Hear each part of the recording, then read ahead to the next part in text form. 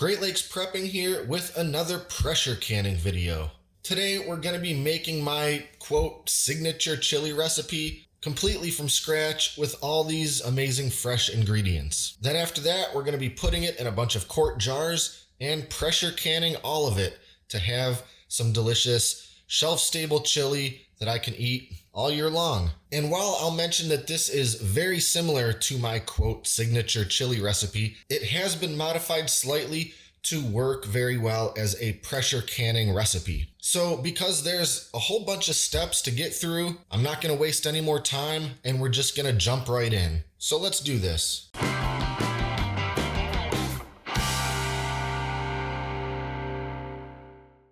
And as always, let's run through all the ingredients right off the top so we know what we're dealing with. Now, I will often make a turkey or venison chili, but today we're going with ground beef. You can certainly use something like a ground sirloin. I had a lot of 80-20 on hand, so that's what we're using here. Then, of course, a whole bunch of yellow onion. And then I've got my tomato juice. You can certainly use tomato juice that you've made from your own tomatoes, but in a pinch, you can certainly use a big old can of store-bought tomato juice. Then we've got some fresh jalapenos, some garlic. Here are all of our chili seasonings, which I'll list in just a moment. And then of course our red kidney beans. For this I'm using light red because I have a lot of that on hand, but you can use light red or dark red. I will say that for pressure canning, I like to use dried beans rather than beans from a can. Then we've got a little bit of olive oil. And then for all of our seasonings here, we have chili powder, cayenne pepper, onion powder, garlic powder, cumin, dry parsley, salt, black pepper, and a little white sugar. And of course, I'll list all of these recipes, including the seasoning mix, in the video description in the recipe there below. So the very first thing that we have to do, in fact, I've already done it, is these beans have to be soaked overnight. When you use dried beans, they have to soak for several hours so they're softened up enough to use them. So these have been rinsed and then soaked in water overnight and then strained, and now they're ready to start with the next step. So from this point on, the process pretty much involves making a great big pot full of chili. That's the first step. So while I get everything else going, the next thing I'm going to do with these beans is put them back into the medium-sized stock pot, cover them with some fresh water, and I'll bring this up to a boil. From that point, I'll reduce the heat and simmer it for about 20 minutes just to help soften up those beans a little bit more before they go into the recipe. So I'll let this do its thing. And in the meantime, I've got my regular hot water bath canner filled with water and my quart jars just to sterilize them and keep them warm. But of course, we won't actually be using the hot water bath canner for the canning process. That's where the pressure canner will come in. But I'll leave the jars in this thing until we're ready for them. All right, the beans have been simmered and drained, and now the next thing we have to do is heat up that olive oil and start browning the hamburger meat.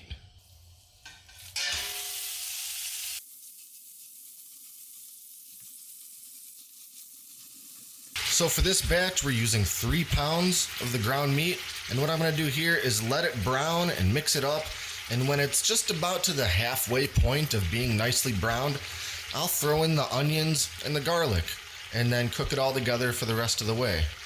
So the meat's about halfway browned, so in goes the onion.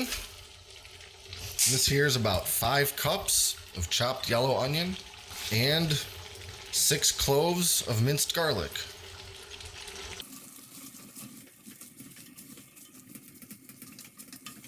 So while that meat's browning, I figure I'll get all of the chili seasonings mixed together.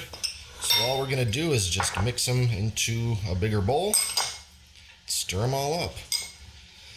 Now the thing about pressure canning something like chili is that you have to make sure that you don't add any thickeners to the recipe.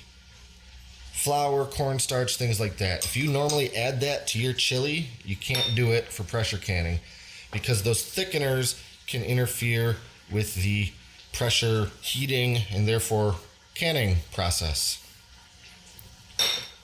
So luckily for me, I like my chili to be just slightly on the thinner side anyway. I don't really like my chili to be a thick porridge.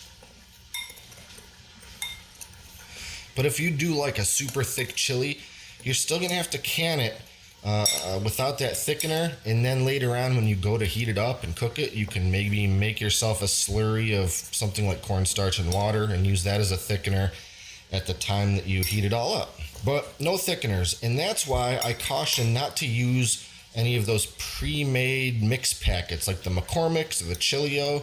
I really do enjoy some of those seasoning packets, but a lot of those you'll find have some type of thickener, powder, or agent in them. So you can't have any of that. So doing it from scratch with your own spices is pretty much the only way to go. And you know what? It's gonna taste better too. Okay, this beautiful cauldron of delicious smelling meat and onions and garlic is just about pretty nicely browned. But as you can see, there's a lot of grease and liquid that has released into the pot. And if you're using something like ground sirloin, you may not have to drain it. You probably will, but you might not have to. But because of the 80-20 that I'm using, I'm definitely gonna have to strain all this before moving on. I don't want quite all that fat just floating around in there. So I'm gonna go ahead and drain it and then bring it back to the stove.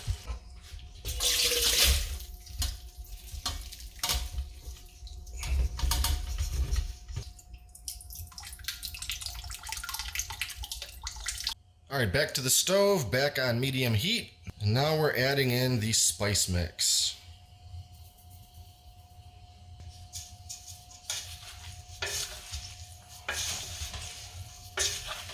All right, this is when the house is really gonna start smelling good. And pretty much right away, as that starts to heat up some more, we're gonna add in our jalapenos. I'm using 2 pretty good sized fresh jalapenos, diced up. And then all of our tomato juice. Now for this, I'm using 69 ounces of tomato juice, which is equal to pretty much exactly 1.5 of these big cans of tomato juice. Give everything a good mix.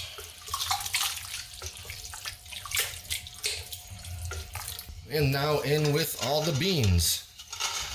Again, this is 1.5 pounds of dried kidney beans. They're 1.5 pounds when they're dried.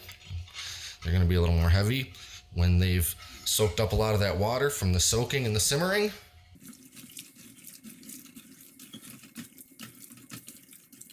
And that's it, that's the chili. That's it right there. Now all I have to do now is let this kind of come up to a low boil, and then I'll reduce the heat to a simmer, and we're gonna simmer this for 15 to 20 minutes. Just let everything sort of incorporate all those flavors and everything, and then we're gonna move on to canning. All right, since our chili is just about done simmering, I'm going to get these jars over to the counter.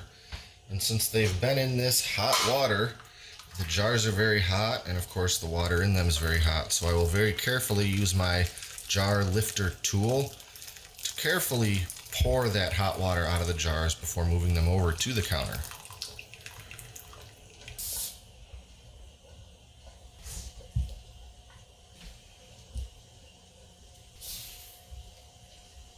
All right, we're ready to start putting these in jars. I'm gonna give this chili one last really good stir to make sure everything's really nice and suspended and mixed up in there.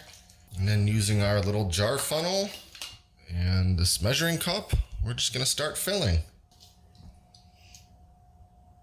Now what we wanna do is fill this up until we have about 1 inch of headspace.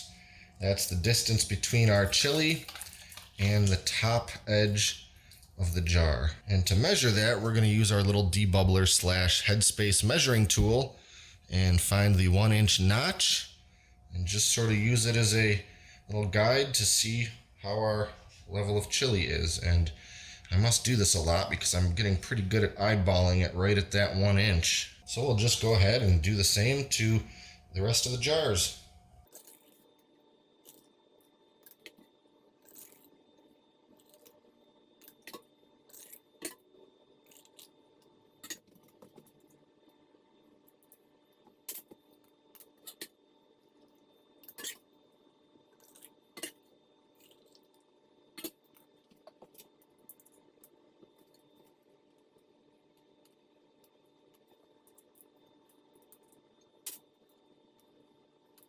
All right, now as you can see, I've still got a bit of chili left in this pot, and I definitely could have filled up a 6th quart jar.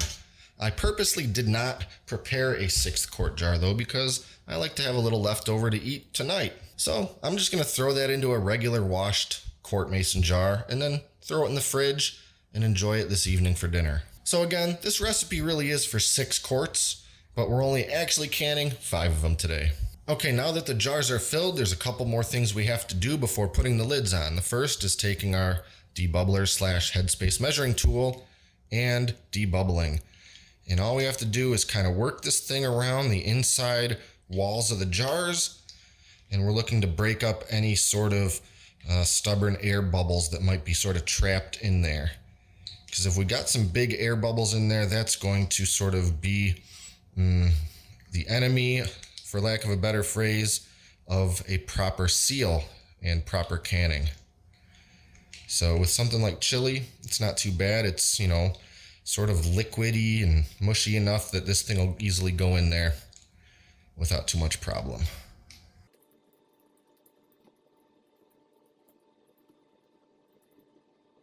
The next thing we have to do is to take a damp paper towel and thoroughly wipe the top edge of each jar.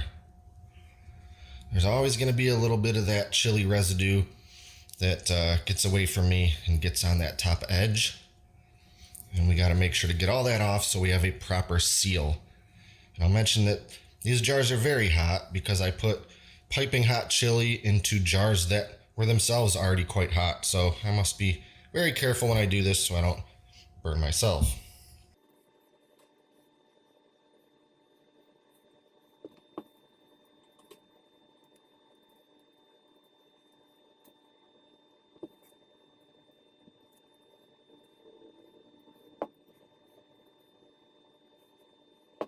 And it's finally time to put our lids on. Just gonna take our sanitized lids, set them on the jars like we always do, and then put on our metal rings. We want to just tighten these finger tight. We don't want to overly snug them, just about like that. Okay, now we're gonna move over to the pressure canner. So this is my Granite Ware pressure canner. Now I have to mention that a lot of pressure canner models work a little bit differently from one to the next, but they're all essentially doing the same thing. But you definitely need to get familiar with the directions on your particular model because there might be slight differences in what you have to do. For instance, in this particular Granite Ware pressure canner of this size, I have to start by adding 3 quarts of water into the canner. And there's a line that's probably impossible to see inside of the canner that is my 3 quart line. So I have to fill the water to that level. Your canner, if it's bigger or smaller, might call for a different amount of water. Secondly, my canner, like a lot of the more simple canners, have a lid that requires a weighted pressure regulator. Some of the nicer, fancier ones have a pressure gauge or a dial on them, but a lot of them, including this one, use this little weighted regulator. And basically the way this works is once this thing comes up to pressure, we put the regulator on top of the little steam spout here, and depending on how much weight our recipe calls for, we add these little weighted rings. Now my recipe calls for 10 pounds of pressure. If it called for 5 pounds, I would use the regulator alone. For 10 pounds, I slide one of the weighted rings on. If I needed 15 pounds for my recipe, I would add the second weight. So before I actually put this lid on, I have to put our jars in. Now what I want to do is make sure that the jars are not touching one another or the side wall of the canner. This can get trickier to do when you have a full load of jars, but for 5, I ought to be able to make this work okay.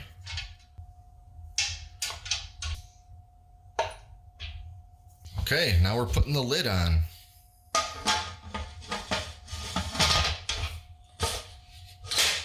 Next thing I need to do is turn it to high heat. And I always like to mention a really cool feature of this pressure canner, and that's that, and I'm sure a lot of them do, but I just like the way they did it on this one. It's got a safety sort of measure built into it to where once this whole thing comes up to pressure, a little pin actually engages in part of the lid that makes it actually impossible to remove the lid while it's still at pressure. You can't remove the lid until the pressure goes down enough after you're finished and this little pin kind of falls away, and then you can remove your lid and you know it's safe to do so. Again, really become familiarized with the instructions for your pressure canner. These things are super handy, and once you get the hang of it, they're not that hard to use. They seem a little intimidating at first, maybe, but they're really quite simple once you learn the directions. But, you know, as my little disclaimer, if you don't operate them properly and you screw around, there is a potential for a sort of danger, injury, and so forth.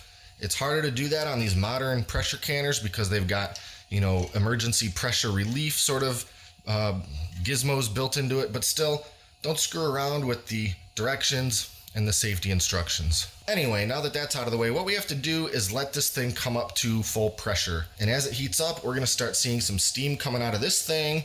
And then after a few more minutes, I'll see and hear the little pin sort of lock into place here. And then what I have to do is let it vent for 10 minutes. And what that means is once everything's built up enough pressure that a pretty steady stream of steam is coming out of this little hole right here, that's when I know that it's begun venting. And I need to let it vent for a full 10 minutes. So what's happening is the venting is displacing anything inside of the pressure canner that is not steam. And that basically means air. We want it to push all the air out and become what is considered a pure steam environment. And that's where our processing begins. Once I hit that 10-minute mark of the venting, I'm gonna put my weighted pressure regulator on here. And then I have to kind of wait and see when it starts to kind of rock back and forth. If it starts to rock a little too much, I might need to fine tune my heat a little bit to make sure that it's rocking at a pretty consistent little pace. And then I can start my timer for processing. Now for this chili recipe, we have to process quarts for 90 minutes. If we were doing pints, we could process for 75 minutes. But anyway, I'm gonna let this thing come up to pressure, and once it starts venting, we'll come back and I'll show you what that looks like. Okay, the venting has begun. We've got a pretty consistent stream of steam coming out of this thing, and it might be a little hard to see in the video, so let me see if my little flashlight will help here a little. And so I'm gonna set my timer for 10 minutes, and after that, we're gonna put the pressure regulator on. Okay, we've been venting for 10 minutes, and now I'm gonna put the pressure regulator on. And because I am not gonna screw around with putting my hand near that super hot steam, I'm gonna use my little tongs to help me out. Now we just have to wait till that thing starts rocking back and forth a little bit. Make sure that it's sort of a gentle rock.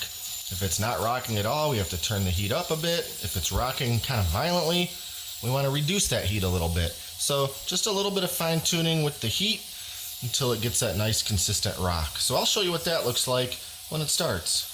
So here you can see that we've got a sort of gentle, consistent rocking back and forth with that pressure regulator. So that means we're good to go. I set my timer for 90 minutes, at which time I'll turn the heat off completely and then let this thing sit for a while to cool down and let that pressure come back down. Okay, so the processing is done, and this has been sitting here a little while so it can depressurize. The little pressure safety pin has receded, so I know that it's okay to open up now.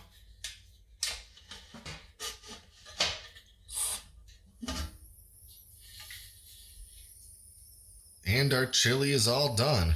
I'm gonna go ahead and pull these out and set them on the counter.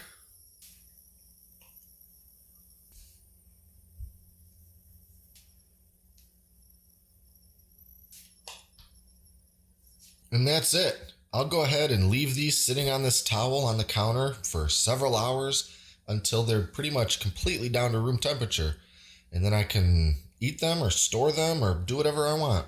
And of course, over the next little while, I'll expect to hear each one of these lids pop inward.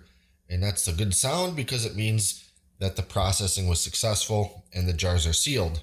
If after a while, a couple hours or so, you have any jars whose lids did not pop inward, that means that the seal on that jar was not successful. It did not can properly. Now that doesn't mean that your chili is wasted. It's still perfectly good. It's just not going to be shelf stable. So once it's cooled down, go ahead and stick it in the fridge and eat it in the next few days.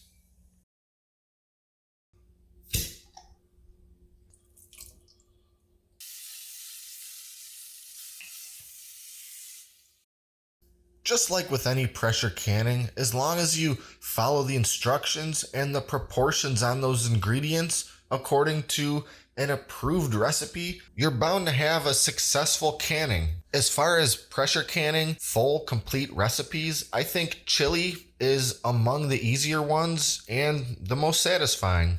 Be sure to like and subscribe and stay up to date with all our latest stuff, including future canning videos. Thanks for watching, and until next time, this is Great Lakes Prepping.